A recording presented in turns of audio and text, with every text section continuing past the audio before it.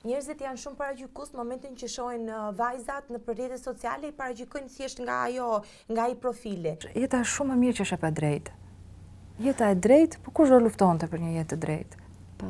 Njeriu ka nevojë për një qëllim në jetë. Njeriu e ka munduar gjithmonë kjo pyetje. Për shembull, Rusoja thoshte që njeriu lind i mirë dhe me moral, por është shoqëria ajo që e korrupton. E doni shumë jetën.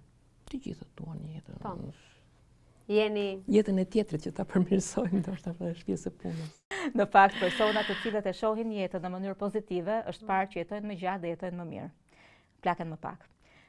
Prandaj një lloj opinioni pozitiv për jetën është shumë i rëndësishëm në këtë jetë. Në gjithçka në jetë duhet gjetur një balancë mes problemeve dhe gjërave të mira që vijnë nga të qenurit personazh publik. Të gjitha zgjedhjet që kam bërë, mira le themi edhe të gabuara, pa diskutim, kanë qenë pjesë të atij puzzle-it që kanë formuar këtë jetë që unë kam tani. Se do ta takoje sot atë zanën 20, 21, 22, ndoshta edhe 23. Çfarë këshille do t'i jepje?